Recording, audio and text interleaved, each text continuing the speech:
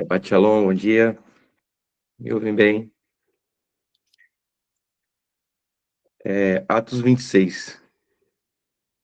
Então, Agripa disse a Paulo: Você tem permissão para falar em sua defesa? A seguir, Paulo fez sinal com a mão e começou a defender-se. E Agripa, considero-me bem-aventurado por poder estar hoje na tua presença, para fazer a minha defesa contra todas as acusações dos judeus, especialmente porque estás bem familiarizado com todos os costumes e controvérsias deles.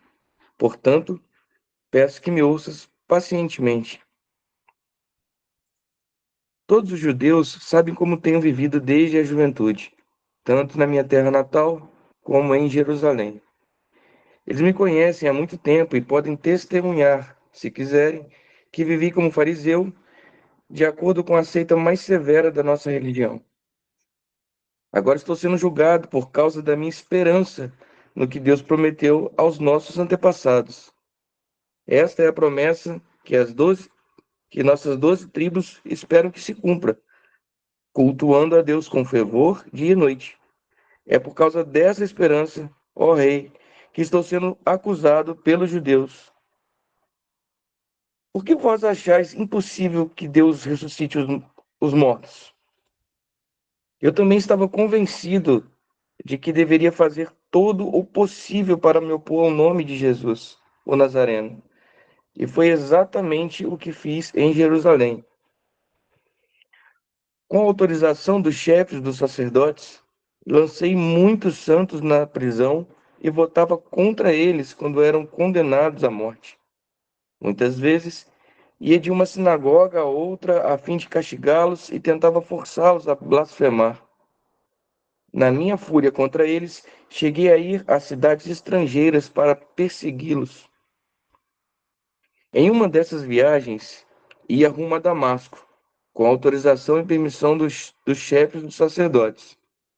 Por volta do meio-dia, ó rei, estando eu a caminho, vi uma luz do céu, mais resplandecente que o sol, brilhando ao meu redor e ao redor de todos que iam comigo. Todos caímos por terra. Então, ouvi uma voz que me dizia em língua hebraica: Saulo, Saulo, por que você me persegue?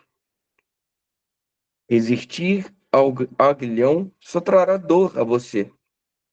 Então perguntei: Quem és tu, Senhor? O Senhor respondeu: Eu sou Jesus, a quem você persegue. Agora levante-se, fique em pé. Eu apareci para constituí-lo servo e testemunha do que viu ao meu respeito e do que mostrarei a você. Eu o livrarei do seu próprio povo e dos gentios, aos quais eu o envio para abrir-lhes os olhos e convertê-los das trevas para a luz e do poder de Satanás para Deus, a fim de que recebam perdão dos pecados e herança entre os que são santificados pela minha fé. Assim, rei Agripa, não fui desobediente à visão celestial. Preguei em primeiro lugar aos que estavam em Damasco, depois aos que estavam em Jerusalém e em toda a Judéia, e também aos gentios, dizendo que se arrependam e que voltassem para Deus, praticando obras que mostrassem arrependimento. Por isso, os judeus me prenderam no pátio do templo e tentaram matar-me. Tenho, porém, contado com a ajuda de Deus até o dia de hoje, e por esse motivo estou aqui e dou testemunho tanto a gente simples como a gente importante. Não estou dizendo nada além do que os profetas e Moisés disseram que havia de acontecer, que o Cristo haveria de sofrer, sendo o primeiro a ressuscitar entre os mortos. Proclamaria luz para o seu próprio povo e para os gentios. A esta altura, Festo interrompeu a defesa de Paulo e disse em alta voz: Você é louco, Paulo.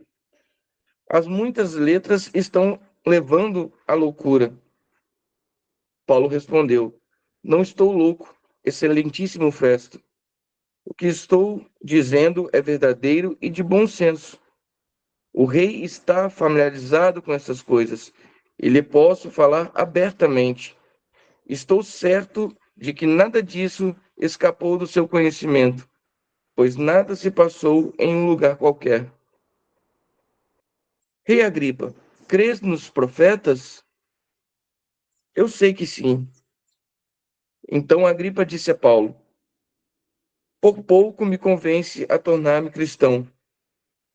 Paulo respondeu: ora Deus que, por pouco ou por muito tempo, não somente tu, mas também todos aqueles que estão me ouvindo hoje se tornem como eu, exceto quanto a essas algemas. O rei se levantou e com ele o governador e Berenice, como também os que estavam sentados com eles. Saindo do salão, comentavam entre si: este homem não fez nada que mereça morte ou prisão. Agripa disse a Festo: ele poderia ser posto em liberdade, se não tivesse apelado para César. Atos 27. A viagem de Paulo para Roma. Quando ficou decidido que navegaríamos rumo à Itália, Paulo e outros presos foram entregues a um centurião chamado Júlio, que pertencia ao regimento imperial.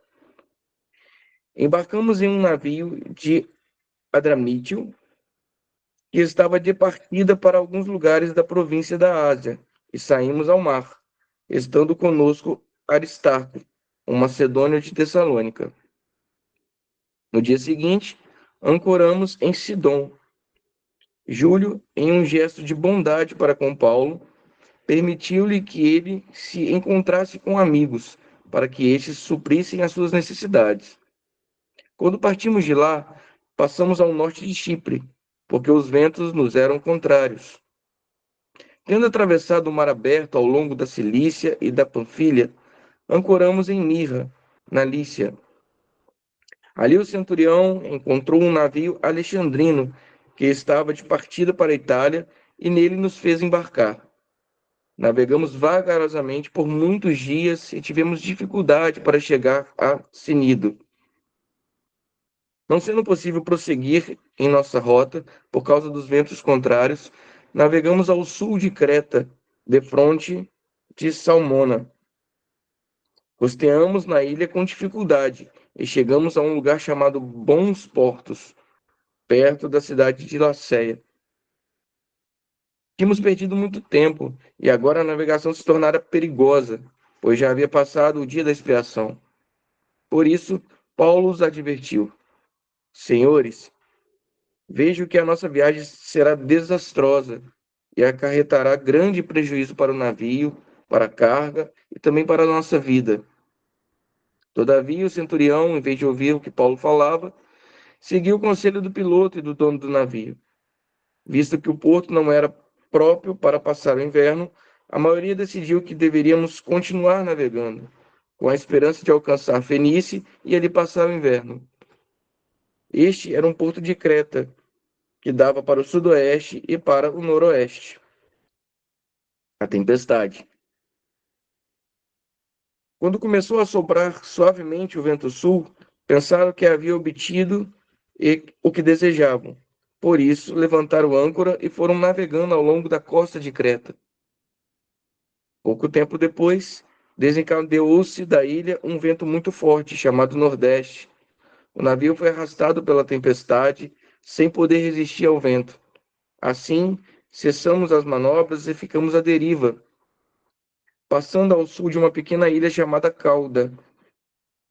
Foi com dificuldade que conseguimos recolher o barco salva-vidas. Levantando, lançaram mão de todos os meios para reforçar o navio com cordas, temendo que ele encalhasse nos bancos de areia de Sirte. Baixaram as velas e deixaram o navio à deriva. No dia seguinte, sendo violentamente castigados pela tempestade, começaram a lançar fora a carga. No terceiro dia, lançaram fora, com as próprias mãos, a armação do navio. Como passaram muitos dias sem que o sol e as estrelas aparecessem, e a tempestade continuava a abater-se sobre nós, finalmente perdemos toda a esperança de nos salvarmos. Visto que os homens tinham passado muito tempo sem comer, Paulo levantou-se diante deles e disse: Os senhores deviam ter aceitado o meu conselho de não partir de Creta, pois assim teriam evitado esse dano e prejuízo. Agora, porém, recomendo que tenham coragem, pois nenhum de vocês perderá a vida. Somente o navio será destruído. Ontem à noite, apareceu-me um anjo do Deus a quem pertenço e a quem adoro, dizendo: Paulo, não tenha medo. É preciso que você compareça diante de César. Deus, por sua graça, deu-lhe a vida de todos os que navegam com você. Assim, tenham ânimo, senhores. Creio em Deus que acontecerá conforme me foi dito. No entanto, devemos ser arrastados para alguma ilha. O naufrágio. Na 14ª noite, ainda estávamos sendo levados de um lado para o outro no mar Adriático, quando, por volta da meia-noite, os marinheiros imaginaram que estávamos próximos de terra firme. Lançando a sonda, verificaram que a profundidade era de 20 braças. Pouco tempo depois, lançaram novamente a sonda e encontraram 15 braças. Temendo que fôssemos jogados contra as pedras, lançaram 4 âncoras da polpa e faziam preces para que amanhecesse o dia. Tentando, esca Tentando escapar do navio, os marinheiros baixaram o barco salva-vidas ao mar, a pretexto de lançar âncoras da proa. Então Paulo disse ao centurião e aos soldados: Se estes homens não ficarem no navio, vocês não poderão salvar-se. Contudo, os soldados cortaram as cordas que prendiam o barco salva-vidas e o deixaram cair. Pouco antes do amanhecer, Paulo insistia em que todos se alimentassem, dizendo: Hoje faz 14 dias que vocês estão em vigília constante, sem comer nada. Agora, peço-lhes que comam alguma coisa, pois só assim poderão sobreviver. Nenhum de vocês perderá sequer um fio de cabelo. Tendo dito isso, tomou um pão e deu graças a Deus diante de todos. Então partiu e começou a comer. Todos se reanimaram e também comeram algo. Estavam a bordo 266 pessoas. Uma vez satisfeitos, aliviaram o peso do navio, atirando logo o trigo ao mar. Quando amanheceu, não reconheceram a terra, mas viram uma enseada como uma praia, para onde decidiram conduzir o navio se fosse possível. Cortando as âncoras, deixaram-nas no mar, desatando ao mesmo tempo as cordas que prendiam os lemes. Então, alçando a vela da proa ao vento, dirigiram-se para a praia. O navio, porém, encalhou em um banco de areia, onde tocou o fundo. A proa encravou-se e ficou imóvel, e a popa foi quebrada pela violência das ondas. Os soldados planejavam matar os presos para impedir que algum deles fugisse, jogando-se ao mar. O centurião, porém, queria salvar a vida de Paulo e os impediu de executar o plano. Então ordenou aos que sabiam nadar que se lançassem primeiro ao mar em direção à terra. Os outros teriam que se salvar em tábuas ou em pedaços do navio. Dessa forma, todos chegaram à terra sãos e salvos. Atos 28. Paulo na ilha de Malta. Uma vez salvo em terra, descobrimos que a ilha se chamava Malta. Os habitantes da ilha mostraram extraordinária bondade para conosco. Fizeram uma fogueira e receberam bem a todos nós, pois estava chovendo e fazia frio. Paulo ajuntou um monte de gravetos e, enquanto os colocava no fogo, uma víbora, fugindo do calor, prendeu-se na mão dele. Quando os habitantes da ilha viram a cobra agarrada na mão de Paulo, disseram uns aos outros: certamente esse homem é assassino, pois tendo sido salvo do mar, a justiça não lhe permite viver. Porém, Paulo, sacudindo a cobra no fogo, não sofreu nenhum mal. As pessoas esperavam que ele começasse a inchar ou que caísse morto de repente, mas tendo esperado muito tempo e vendo que nada estranho lhe sucedia, mudaram de ideia e passaram a dizer que ele era um deus. Perto dali havia uma propriedade pertencente a um homem chamado Públio, na principal ilha. Ele nos convidou para ficar em sua casa e por 3 dias bondosamente nos recebeu e nos hospedou. No entanto, o pai de Públio estava doente, acamado, sofrendo de febre e disenteria. Paulo entrou para vê-lo e, depois de orar, impôs-lhe as mãos e o curou. Como consequência disso, os outros doentes da ilha vieram e foram curados. Eles nos prestaram muitas honrarias e, quando estávamos para embarcar, forneceu-nos os suprimentos que necessitávamos. A chegada a Roma. Passados 3 meses, embarcamos em um navio que tinha passado o inverno na ilha. Era um navio alexandrino, que tinha por emblema os deuses gêmeos, Castor e Pólux. Aportamos em Siracusa e fizemos ali 3 dias.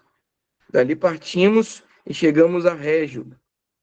No dia seguinte, soprando o vento sul, prosseguimos, chegando a Puteoli no segundo dia. Ali encontramos alguns irmãos que nos convidaram a passar uma semana com eles. Depois fomos para Roma. Os irmãos dali ouviram falar que havíamos chegado e vieram até a praça de Ápio e a 3 vendas para nos encontrar. Vendo-os, Paulo deu graças a Deus e sentiu-se encorajado. Quando chegamos a Roma, Paulo recebeu permissão para morar por sua conta própria, sob a custódia de um soldado. Pregação de Paulo sob custódia em Roma. 3 dias depois, ele convocou os líderes dos judeus. Quando esses se reuniram, Paulo lhes disse: meus irmãos, embora eu não tenha feito nada contra o nosso povo, nem contra os costumes dos nossos antepassados, fui preso em Jerusalém e entregue aos romanos. Eles me interrogaram e queriam soltar-me, porque eu não era culpado de crime algum que merecesse pena de morte. Todavia, diante da objeção dos judeus, fui obrigado a apelar para César, não, porém, por ter alguma acusação contra o meu próprio povo. Por essa razão, pedi para vê-los e conversar com vocês. Por causa da esperança de Israel, é que estou preso com essas algemas. Eles responderam: não recebemos nenhuma carta da Judéia a seu respeito, e nenhum dos irmãos que vieram de lá relatou ou disse algo mal contra você. Todavia, queremos ouvir da sua parte o que você pensa, pois sabemos que em toda parte há gente falando contra essa seita. Assim, combinaram encontrar-se com Paulo em determinado dia, indo em grupo ainda mais numeroso ao lugar onde ele estava. Desde a manhã até a tarde, eles lhe deu explicações e testemunhou do reino de Deus, procurando convencê-los a respeito de Jesus, com base na lei de Moisés e nos profetas.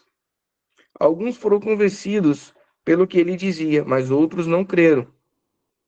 Discordaram entre si mesmos e começaram a ir embora, depois de Paulo ter feito esta declaração final: bem que o Espírito Santo falou aos seus antepassados por meio do profeta Isaías: vá a este povo e diga: certamente vocês ouvirão, mas jamais entenderão. Certamente vocês verão, mas jamais perceberão. Pois o coração desse povo se tornou insensível. De má vontade ouviram com os ouvidos e fecharam os olhos. Se assim não fosse, poderiam ver com os olhos, ouvir com os ouvidos, entender com o coração, converter-se, e eu os curaria. Portanto, quero que saibam que essa salvação de Deus é enviada aos gentios, e eles a ouvirão. Por 2 anos inteiros, Paulo permaneceu na casa que havia alugado e recebia todos os que iam vê-lo. Pregava o reino de Deus e ensinava a respeito do Senhor Jesus Cristo abertamente, sem impedimento algum. Provérbios.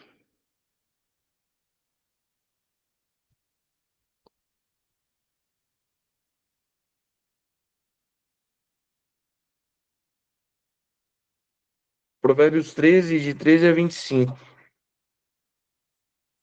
Quem despreza a instrução pagará por ela, mas aquele que respeita o mandamento será recompensado. O ensino dos sábios é fonte de vida para desviar das armadilhas da morte. O bom senso conquista favor, mas o caminho dos infiéis leva à destruição. Todo homem prudente age com base no conhecimento, mas o tolo expõe a sua insensatez. O mensageiro ímpio cai em dificuldade, mas o enviado digno de confiança traz a cura. Quem despreza a disciplina cai na pobreza e na vergonha, mas quem acolhe a repreensão é honrado.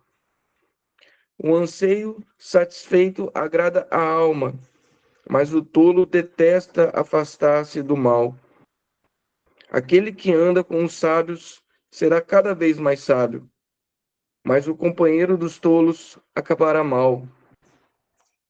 O infortúnio persegue o pecador, mas os justos são recompensados com o bem. Um homem bom deixa herança para os filhos dos seus filhos, mas a riqueza do pecador é armazenada para os justos. O campo não arado dos pobres produz alimento com fartura, mas pela falta de justiça este é levado embora. Quem retém a vara odeia o seu filho. Quem o ama buscará discipliná-lo. O justo come até satisfazer o apetite, mas os ímpios permanecem famintos. Bem,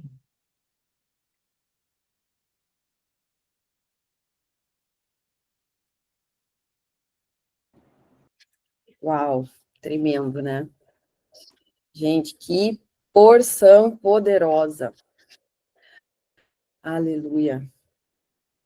Esse primeiro versículo de Provérbios, né? Que Mário leu hoje. Repete aí, Mário, por gentileza, o primeiro versículo. quem despreza a instrução pagará por ela, mas aquele que respeita o mandamento será recompensado. Tremendo. E o conselho dos sábios. Tem um trechinho aí que fala do conselho dos sábios. O ensino dos sábios é fonte de vida para desviar das armadilhas da morte. Uau, tremendo. Meu Deus, gente, que forte. Como é importante a gente estar atento à instrução, né? A gente recebe daqueles que Deus coloca como mestres na nossa vida, né? Para nos ensinar, para nos instruir. Muito poderoso, muito tremendo. Nos livra das armadilhas da morte. Queridos, a gente está numa porção muito poderosa, a gente finaliza aqui o livro de Atos, com um ensino tremendo para as nossas vidas. E a gente vê ali, né, que Paulo, ele vai ali até o rei Agripa, e dali ele é enviado a Roma. Porém, até ele chegar em Roma, acontece, né, o náufrago. Eles vão fazer uma viagem em alto mar e acontece um náufrago ali. E é interessante que Deus dá uma visão para Paulo do que ia acontecer ali, né, nessa viagem. E ele alerta todos ali de que iria acontecer uma catástrofe mesmo, né, nessa viagem. E dirigente ali, né, do oficial romano ali do navio, ele prefere seguir e não ouvir aquilo que Saulo tinha revelado, né? O versículo que o Mar acabou de ler.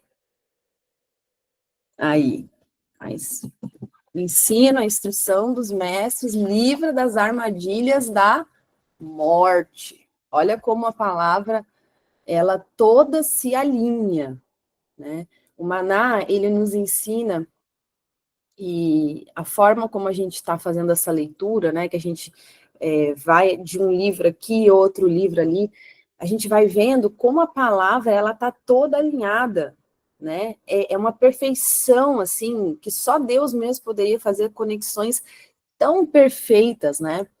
E a gente vê isso claramente aqui no livro de Atos.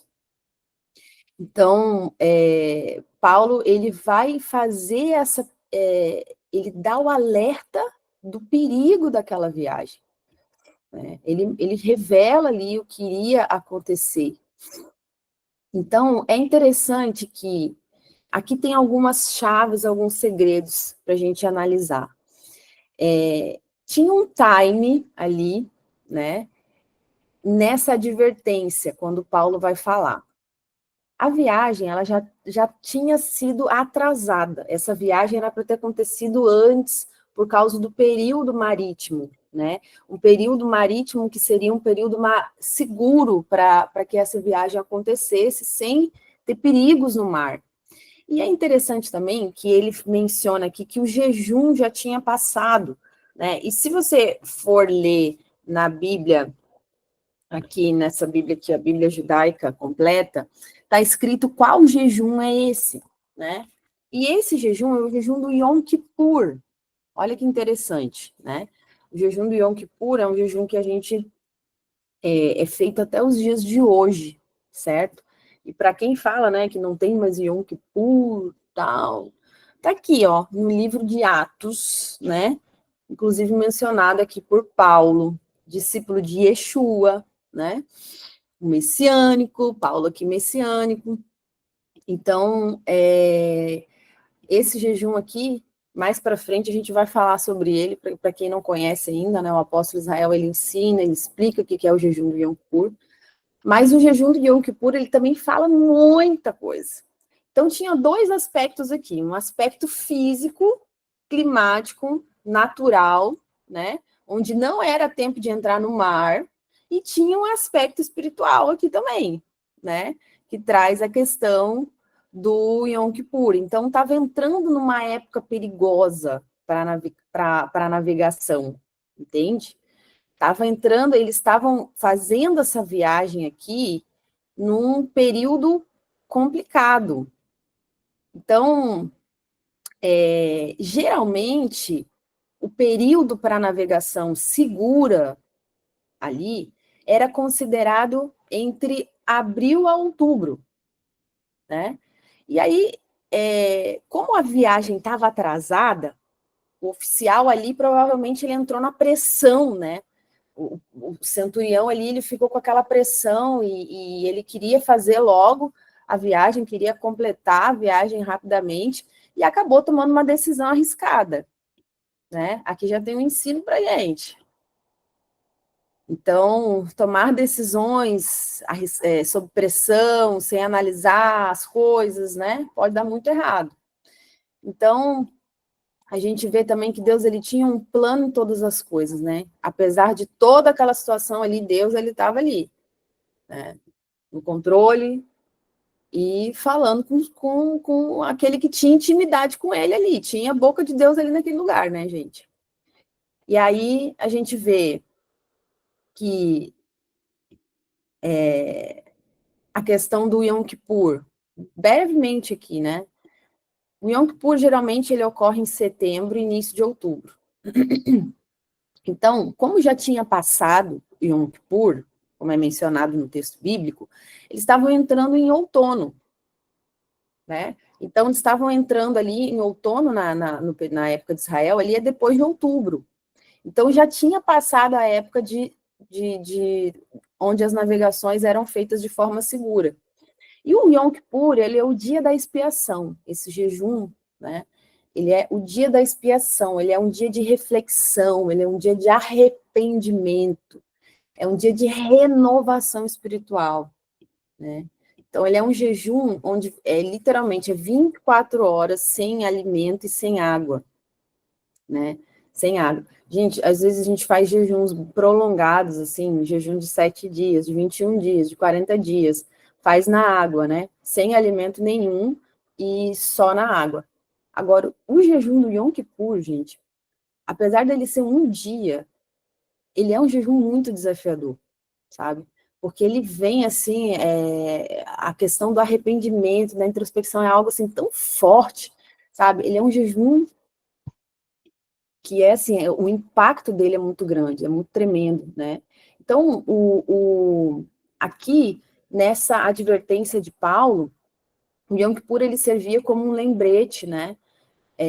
Para os marinheiros mais experientes ali da época, que a temporada de navegação tinha chegado ao fim. O Yom Kippur é como se fosse um marco ali para os marinheiros, né? Então, Paulo, ele tinha esse conhecimento e as implicações que poderia trazer aquilo ali, né? E isso dava até um peso adicional na advertência dele, né?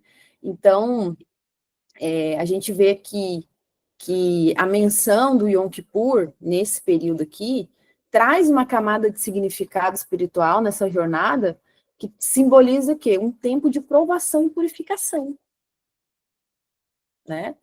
Então, o Yom Kippur, ele está ligado a essa questão de introspecção espiritual que se relaciona, né, da gente buscar discernimento espiritual nas nossas decisões, Então, para quem entende o significado, naquela época ali, como eles entendiam, né, então isso era o quê? Para eles estarem mais atentos ainda aos sinais que Deus estava colocando no caminho deles, né? Então, apenas para a gente entender aqui como que iniciou essa viagem, o período que iniciou essa viagem aqui, que culminou numa catástrofe ali, que quase que todo mundo morreu, né, nesse náufrago. Então, a gente vê que Paulo, ele vai advertir, em Atos 27:10, ele vai falar: homens, vejo que nossa viagem será catastrófica e vai acarretar em grande prejuízo para o navio, não só para a carga que vai ser perdida, mas também vidas serão perdidas. Então, ele traz aqui essa previsão, ele traz, assim, essa profecia, essa palavra ali, que Deus tinha mostrado para ele, que haveria não só danos materiais, mas também perigo de vida, né? Infelizmente, o centurião não viu ele, deu mais atenção ali ao piloto do navio, né? E eles decidiram fazer a viagem, né? E aí, o que acontece? A gente vê que vem a tempestade, né? Um vento ali chamado Nordeste atinge o navio e a tempestade foi tão forte, tão severa, que eles perderam o controle do navio. E aí, o que acontece, né? Amarra o navio com cordas ali, tenta amarrar e joga a carga para fora do mar, joga equipamento do navio para fora, né? E a palavra fala aqui que foram vários dias de tempestade, sem ver o sol, sem ver as estrelas. E todos perderam a esperança. Pensa assim que no meio do mar, né, sem você conseguir enxergar a terra, sem você conseguir enxergar o sol, não saber quando que é noite, quando que é dia. Pensa nisso, gente. A situação, porque a gente lendo aqui parece que foi muito rápido, né? Parece que foi uma tempestadezinha, assim, de algumas horas, não, foi dias. Foi dias de tempestade.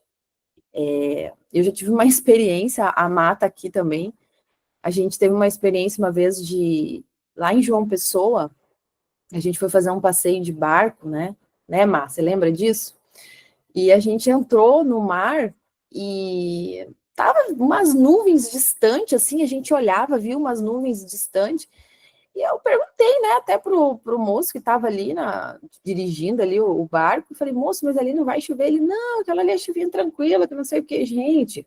Quando a gente estava no meio do mar, quando a nuvem chegou em cima da gente, sabe? Eu lendo aqui a história de Paulo, eu fico imaginando assim um pouquinho, né? Claro que não chegou nem perto do que eles passaram aqui, mas realmente, quando você está no mar e a nuvem está em cima, você não tem, você olha, você não vê terra, você não consegue ver nada. Você só está ali, aquelas ondas assim, ó, te botando para cima e para baixo, para cima e para baixo.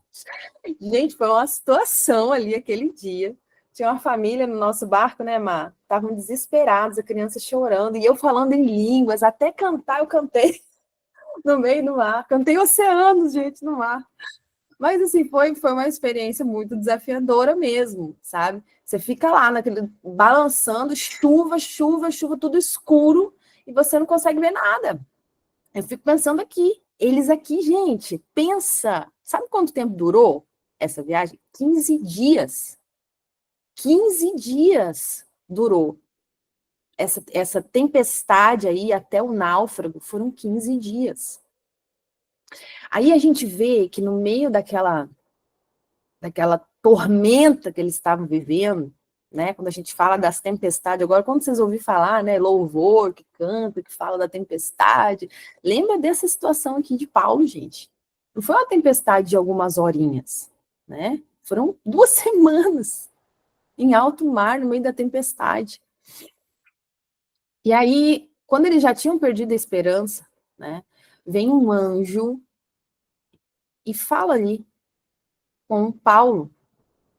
E Paulo, ele vai e ele encoraja a todos ali do barco. Ele fala, no capítulo 27, 23 ao 24, ele vai dizer: pois ontem à noite apareceu um anjo de Deus a quem eu pertenço. Oh, glória, aleluia! Diga assim, a quem eu pertenço, anjo do Senhor a quem eu pertenço, Senhor a quem eu pertenço. É maravilhoso a gente dizer isso. E a quem eu adoro, aleluia. Ele falou assim, não tenha medo, Paulo. É preciso que você compareça perante César. Deus, por sua graça, deu-lhes as vidas de todos os que navegam com você. Gente, olha como é forte esse versículo. Olha como é forte esse versículo. Deus assegurou para Paulo que todos iam sobreviver. Deus falou assim, ó, Deus lhe deu para você, Paulo.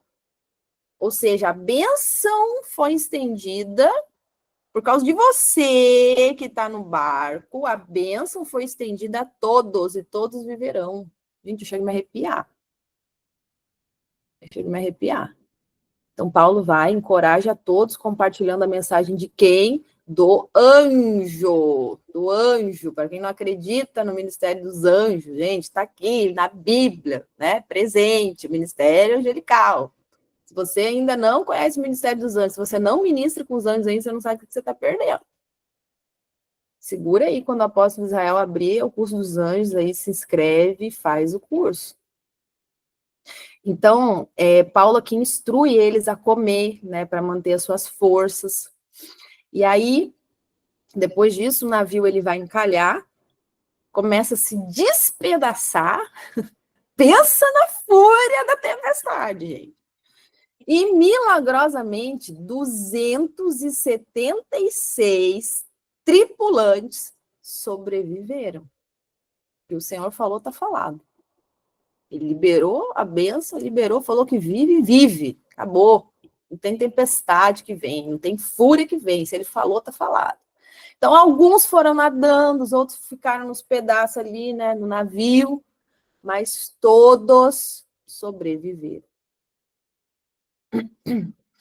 Então, a gente vê, né, que diante daquela tempestade ali, Paulo, ele confia na palavra do Senhor, na promessa do Senhor. E esse náufrago levou à salvação de muitos ali, demonstrando o poder de Deus, né? A liderança de Paulo, que é extraordinária, que me inspira demais a liderança dele. né? A gente vê que o anjo fala para ele, ó, Paulo, não tenha medo. Então, Paulo era um homem como a gente, sabe?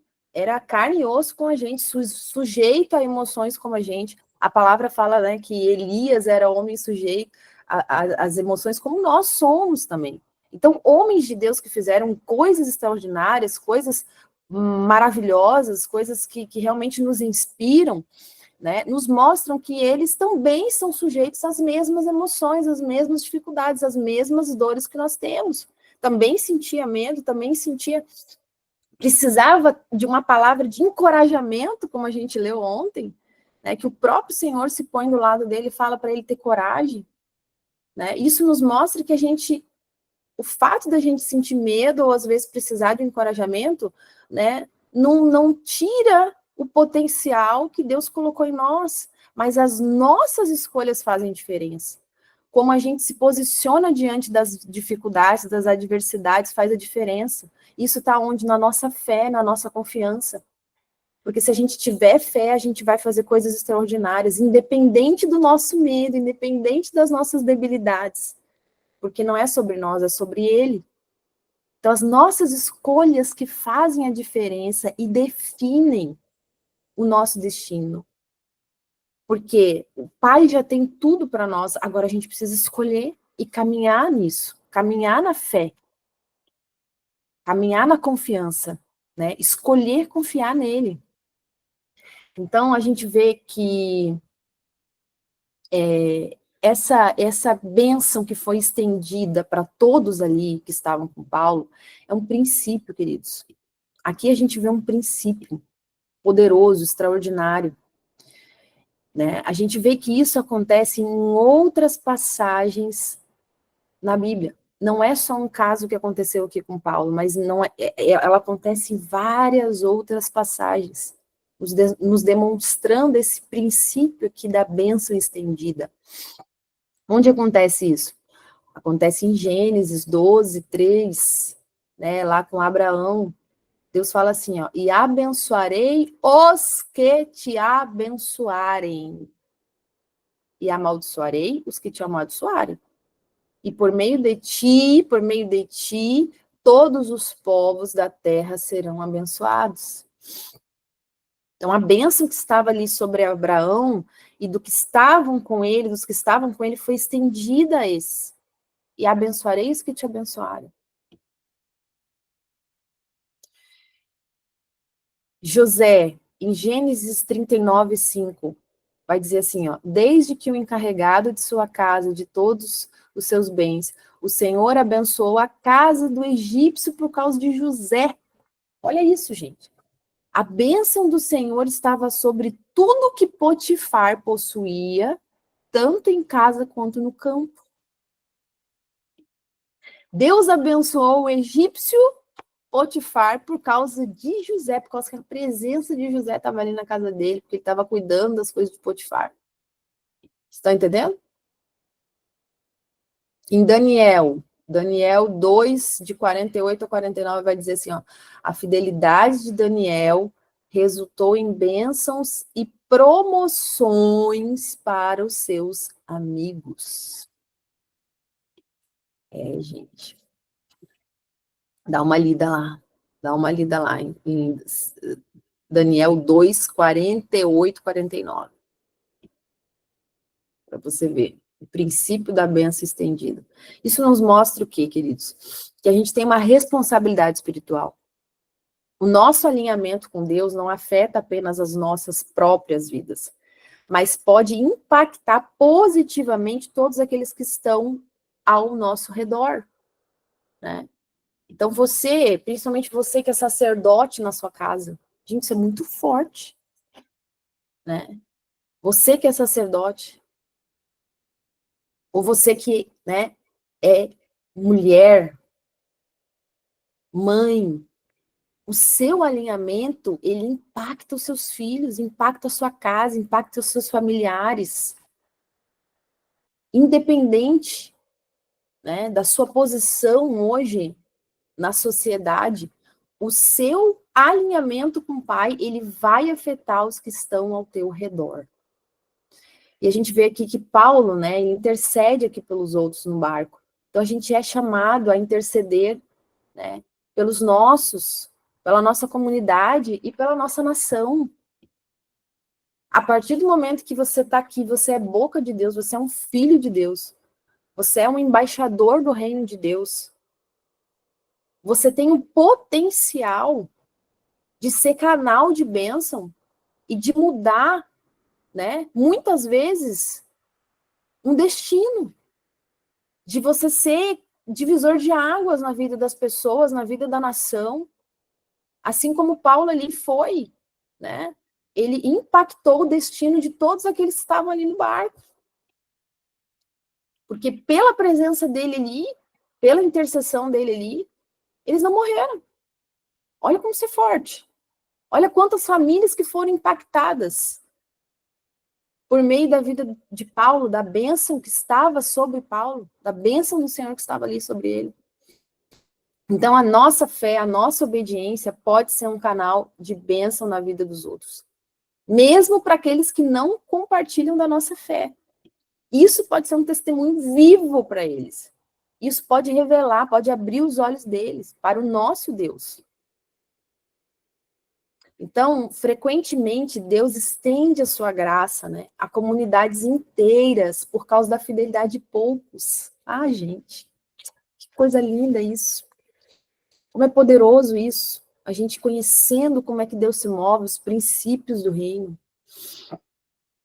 Então, a gente vê que missão e propósito, né? Paulo, ele tinha uma missão para cumprir em Roma. E a nossa fidelidade em Deus pode ser crucial para planos maiores que ele tem. E Paulo, ele era muito dedicado às missões que o Senhor entregava para ele. Custava o que custava. Olha, o que tivesse que vir, ele era fiel ao Senhor para cumprir. E Deus sempre tinha coisas muito maiores do que ele imaginava, propósitos muito maiores do que ele imaginava. Então, a gente precisa, queridos, cultivar uma relação mais próxima com o nosso Deus. A gente precisa estar alinhado com Ele, a gente precisa realmente ouvir a sua voz, mergulhar nele, imergir nele, né?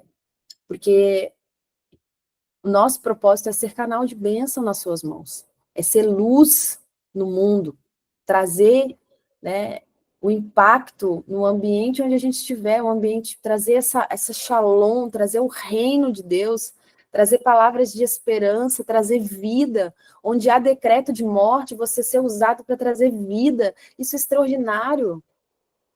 Como é bom você ver a libertação de uma pessoa, como é bom, como é maravilhoso, como alegra a nossa vida a gente ver, né, que alguém está diante de ti, morrendo, encarcerado, e você tem palavra de vida, você tem a verdade, e você liberar isso sobre a pessoa e você vê ela sendo liberta, você vendo ela sorrir de novo, ela experimentando luz, respirando de novo. É maravilhoso demais, queridos. Então, realmente essa palavra, essa situação aqui toda de Paulo é muito impactante, traz muitos ensinos para nós. Vocês verem que depois, quando ele chega em Roma, quando acaba, né, todo o náufrago e toda aquela situação ali difícil, isso mostra que aquela tempestade estava preparando Paulo para coisas maiores que iriam vir. Então, às vezes, a gente vê o nosso tempo de provação, às vezes a gente quer que acabe logo, né? Às vezes a gente está sendo provado de forma árdua e às vezes a gente quer que aquilo ali termine, mas Deus, ele tem um tempo até na tempestade. Até na tempestade ele tem um tempo certo, determinado para aquilo que ele quer fazer, para aquilo que ele vai fazer. Qual que é a nossa parte? É confiar. É confiar nele. Deus estava preparando ele para o que ele ia realizar na ilha de Malta ali, e posteriormente em Roma. A gente vê que ele já chega curando, aleluia, já chega curando em Malta. Né? Depois ele vai para Roma, eu li os desafios que ele tinha ali para manifestar o reino de Deus ali. Então, não importa o período da adversidade, não importa quão longo seja, A nossa parte é a gente confiar no Senhor, porque a provisão vem dele. A vida vem dele. E sempre depois de uma tempestade vem a bonança. Às vezes a tempestade ela é grande, mas a bênção que está diante de nós é muito maior, é infinitamente maior. E o que a gente precisa aprender é perseverar em tempos difíceis. Suportar ali, gente, 2 semanas em condições extremamente desafiadoras, né? Realmente não foi fácil. Mas a gente vê que é possível, Se Paulo conseguiu ali, nós também conseguimos. E muitas vezes, né, as tempestades vão ser diferentes, ou períodos diferentes, né? Às vezes leva um período bem grande, a gente pode olhar ali, gente, para o povo de Israel, né? Aquilo ali foi 40 anos no deserto, mas também foi por causa de escolhas erradas, porque o período que Deus tinha para eles ali era 11 dias, tá? A caminhada ali, ó, do Egito até entrar em Canaã era para ser 11 dias. E se transformou em 40 anos. Por quê? Porque Deus queria? Não. Porque eles fizeram escolhas erradas e entraram naquela situação ali por não confiar no Senhor, né? Pela desobediência, por ter um coração obstinado, né? Por ter um coração idólatra. Eles entraram ali numa provação de 40 anos, e dali, daquela geração ali, só os filhos deles entraram na Terra Prometida, e Josué e Caleb.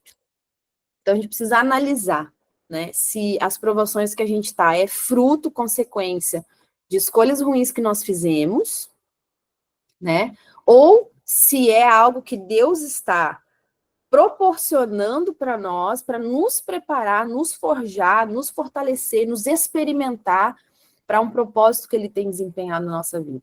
Então, a gente tem que saber discernir. Tem coisas que Deus vai prover, né, para nos fortalecer, para nos forjar, e tem coisas que nós estamos passando por período onde nós mesmos entramos ali, por desobediência, por coisas erradas, né? Pode sair de ambos, assim como Josué ali, né? Josué e Caleb ali, eles estavam posicionados em Deus desde o primeiro momento, mas eles tiveram que comer o sal com o povo, que errou, né? Mas aquilo, se houvesse arrependimento daquele povo ali, se tivesse arrependimento, se tivesse ali realmente fazer até chuvar, né? O retorno, né? Eles teriam entrado.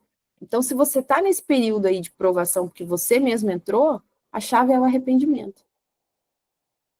A chave poderosa, extraordinária, que pode mudar tudo, é o arrependimento e o alinhamento. A decisão de andar em obediência daqui para frente. Então, é muito maravilhoso todo esse ensino que Paulo traz aqui para nós. Realmente é algo que é chave para as nossas vidas. Amém, queridos? Glória a Deus, que Deus abençoe vocês poderosamente. Vocês desfrutem do Shabat, do cuidado do Senhor sobre a sua vida. E lembre que as tempestades, elas passam.